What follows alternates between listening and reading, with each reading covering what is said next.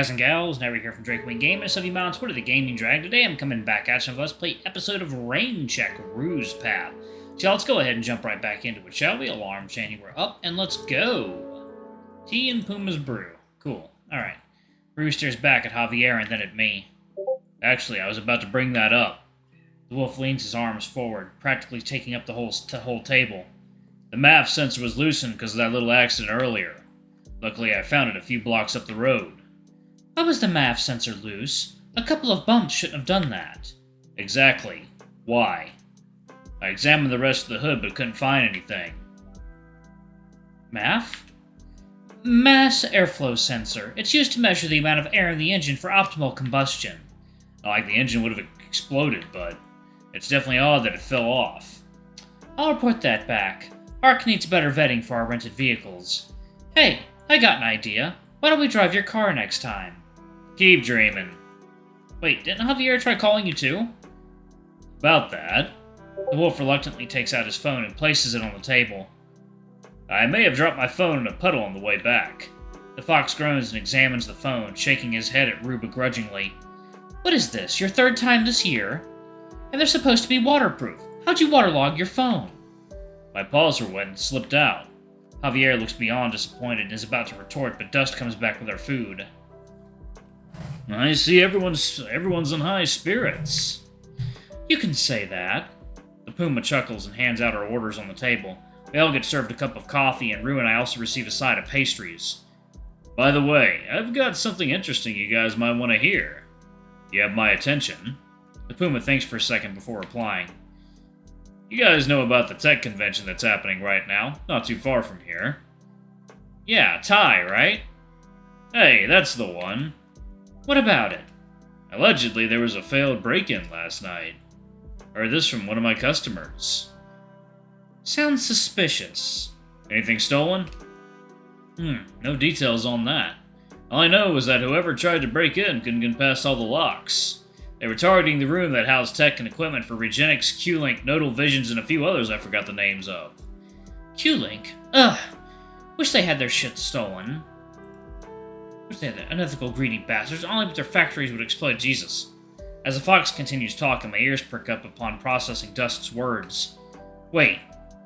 I fish out the business card David had given me and present it on the table. Nodal Visions. I got this from the CEO's son yesterday.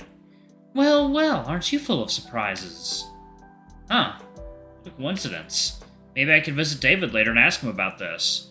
First name basis too, huh? Though this could be another potential lead. Or not. Maybe. That's unfortunately all the new things I know. Thanks, it's always interesting hearing what you gotta share.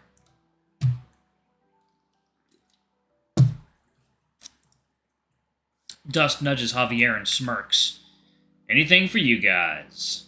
He waves goodbye and walks off to attend to another table. I take this time to eat what pastries are left while Javier speaks up moments later, looking at Rue and me. Let's see what we know so far about you. You got attacked at the casino, sent an ominous text calling you to go to the power plant. Well, we found that boar there after getting attacked by some gang members. I have no clue who those members were. Didn't look like any gang I've ever seen. I need to do some research later. Those people weren't playing around. They were out to kill us. Maybe, but why didn't they kill that man? They did, but I saved him. I mean, why didn't they kill him immediately? Rue shrugs. Who cares? Well, anyway, there's also that attempted theft that happened last night. All I've really learned is that whoever sent those texts might pose an actual threat to Theodore. And us. Possibly. Also, that man was wearing different clothing than the rest of them. Might have been a power plant worker, but he didn't look like a worker. I say we go back there later tonight and figure out what's really going on. I detected signals underneath the power plant earlier. No. That's reckless. Sure it is, but they're a shady gang. They must have ties to other dark dealings across the city. And don't say we don't have time. Andrew told us to get to the bottom of this no matter how long it takes. Rue sighs, thinking for a moment before stroking his beard, looking at me. Javier might have a point. The city is rumored to have one particularly strong underground network of corruption. Admit it, this is our strongest lead so far. Could be worth a shot. But we're doing things my way if we go. Sure. I'm also interested to hear what our friend saw if he ever wakes up. I finish my cup of coffee, and the three of us sit in silence for a while before Rue gets up and looks at us. Let's move. I hide beneath the eaves with Rue, shielded from the torrential downpour as Javier races down the street, wrestling with Rue's rebellious umbrella against the wind. Man, what happened? How did it get this bad so fast? It's pouring so hard outside, I feel bad for him. I see the fox get in the car, but after waiting for a minute, he still hasn't moved. Something's wrong. Glancing back, I catch sight of Javier. He's racing towards us, utterly drenched with no umbrella in sight. He appears frustrated, his breath's coming in short, ragged gasps. What? Misses that much? No, you mutt, the car won't start. Don't look at me. I'm not checking it in this kind of weather. Ah, fuck it, I'm calling a tow truck. Let's head back inside.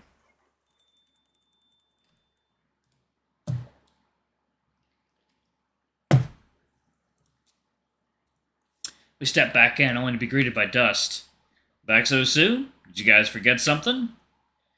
Car won't start, so I'm calling a tow truck. Oh, that's a shame. Where you guys headed? Need a ride? The Grand Marine. That's a ways away from here, but my offer still stands. What's the catch? No catch, just settling old debts, and the weather does make it a good day to close early. In that case, Theodore, hand me your phone so I can stay in touch. Oh, sure. This won't take long. I pass over my phone and he sets up the proxy contact like Rue did with me. There. Just remember, it vibrates at the first time meetup. Right. Now you guys go ahead. I need to wait for the tow truck driver. Maybe I'll return this piece of trash and get a bigger car. Theodore's shirt is still inside. Make sure to clear that out. Okay. All good now? Then please, follow me. We'll take the back exit to my car. We leave Javier at Puma's Brew, drenched in the few moments between the cafe and Dust's SUV. The weather feels ominous, as though a hurricane looms. Grand Marine, was it? Yes. We drive off the parking lot and get on the freeway after passing countless stoplights. We hit the road, bypassing numerous stoplights before reaching the freeway. Dust and Rue chat, while my focus drifts to the unfolding storm outside. Really hope the rain stops soon. Theodore, was it? Huh? Oh, yeah, what's up? Is it true? What are we talking about? Sorry, I wasn't paying attention. Yes, it's true, I saw it. The skeleton user. Highly psychotic. Oh, yeah, I was attacked by a disheveled-looking man yesterday. So the reports are true, then. What reports? I haven't seen it myself, but I've read that skeleton overdose and related attacks have spiked recently in the past months. Huh. Wonder why. Sounds like we have distributors. You might be right. There's a small break in the conversation before stories of Dust and Javier replace the grim topic, easing the monotony of the tragic-filled, stormy journey. Though my attention drifts, the infectious laughter of Dust and the witty remarks from Rue succeed in brightening the mood. Eventually arrive back in the familiar driveway of the Grand Marine. Feels like forever since I was last here. Hey, you guys stay safe now, you hear? Thanks. Anytime. Take care, you two. Thank you. Struggling out of the car, I hobble towards the entrance. Rue, already inside, watches with concern. He graciously keeps the door open for me while shaking his head. Watching you walk like that hurts me. Come back to my room so I can take a look at your leg. Okay. As Rue walks beside me, reminiscent of a nursing home, a tinge of embarrassment arises as we walk through the lobby. Hey, can I ask, about Dust? The wolf casts a glance over at me. What? It was kind of him to drive us here. It's like, water time. Guys and gals, and we are back. Let's go ahead and jump back into it, shall we? That's because he's in our debt. Well, Javier's debt. Oh? Fox helps with his taxes. What do you mean by helps? It's legitimate, right? Rue shrugs and then smirks at me. Who knows? Entering the room, a whiff of fresh linen mixed with a faint chemical smell greets us. Looks like housekeeping came by. Have a seat. We got an hour before Cypress starts moving their stuff to Hall C. Obeying, I settle onto the freshly made bed, watching Rue retrieve a bottle from a drawer to disinfect his paws. On a scale of 10, how bad is the pain? When I'm sitting like this, it's a 2, but movement sends it to a 6. What about when you touch it? I'm not sure. Maybe an 8? How about your tail? How's that doing? Oh, it's more or less healed. He walks over and carefully takes off the midshift bandage with the claw and throws it away. Thanks again. I hesitate for a second before staring at Rue, trying to process my thoughts accordingly. I don't understand what's going on. Staring down at my empty paws, I decide to speak the main thing on my mind as everything's catching up to me. I'm scared. Rue looks at me in surprise, his expression quickly shifting to concern before he walks over and takes a seat next to me. Go on. His voice comes out slow and empathetic. I don't know, everything's happening so fast. First my tail and now my thigh. What's it gonna be next? I halt my words and stare silently at the floor. There won't be a next. I'll do a better job next time. There's a hint of hesitation in his voice, followed by a low, drawn-out sigh. I want to apologize.